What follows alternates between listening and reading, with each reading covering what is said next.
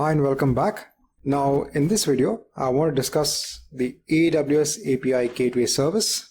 So this is another serverless offering from AWS. This helps you for easy management of your APIs. So you could define your APIs, your custom APIs, and then you could have the API gateway in front of those APIs.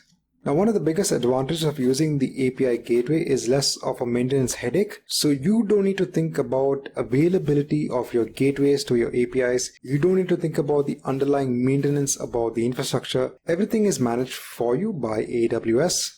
You can just focus on building your APIs. You don't need to think about the gateway. This also has integration with AWS Lambda, which is very, very important. It has support for the various HTTP verbs, so get, post, put, and patch. So let's say you had your application. Again, in our case, if you had your price and your orders as separate services which were connecting to backends, you could then have the API gateway in front of it. So your users would access your services via the API gateway. And one of the advantages, as I said, is that it is highly available and scalable. So instead of your users directly hitting your APIs or your services, you could have the API gateway in front of the services and the users accessing the API gateway.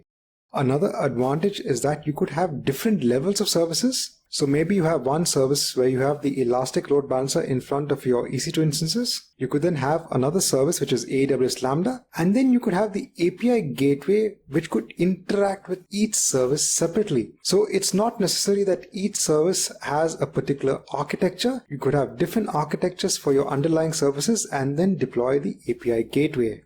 So now let's go to the AWS console. Let's see how to create a simple API gateway using our AWS Lambda function, which we had created earlier. So here we are in the AWS console. Now in the last chapter, we had actually created our sample AWS Lambda function. So this was the one that was actually providing values to our order.php in our demo application. Now what we can do is that in the AWS management console, we can go on to the API gateway service. Let's go ahead and create a new API. So we'll give an API name. We can keep the endpoint type as regional. Let's go ahead and create the API. So now once the API has been created, the first thing we have to do is to create a method. So in the method, I'm going to put a simple get. So remember, our AWS Lambda is actually providing data onto our orders.php. We are not posting any data. We are just getting data. So I just want to implement the get method. Now once that is done, it will ask you what are the different integration types. So since we want to integrate with our existing Lambda function, I'm going to put the integration as Lambda function, choose the region for the Lambda function, which is our Tokyo region, and then we need to provide a name for our Lambda function, which is orders. Let's go ahead and save this. So now it's just going to prompt saying that you're giving the API gateway the necessary permissions to invoke your Lambda function. So this will be done via a role. This is how services securely access each other in AWS. So I'm going to click on OK. Now once this is done, to see that your Lambda function is working as required, you can do a test, and then you can go ahead and test the API gateway.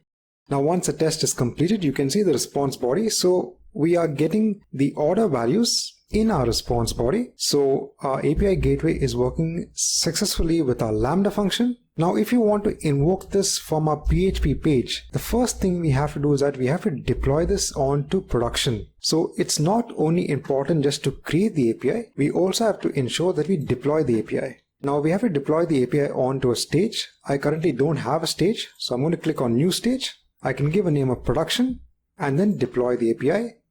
Now once I have the API deployed, you will get a URL. If you click on the URL and invoke it, you will again get the values. So I'll just expand this so you can see the values now in the page. So once that is done, in the orders.php page, so here I'm showing a sample of the orders.php page. You can use the curl init function to actually invoke the URL which you got. And once you invoke the URL, you will actually again get the order values. So, you've seen throughout this section how we've actually changed the way the orders page works. So first it was just giving sample static output. Next, it was actually going to a MySQL database, getting the data. Next, we saw it going to AWS Lambda and getting data. Now it's going to the API gateway, invoking the Lambda function, getting the data, and then giving it back to you. And in all of this, I have not touched the demo app.php page.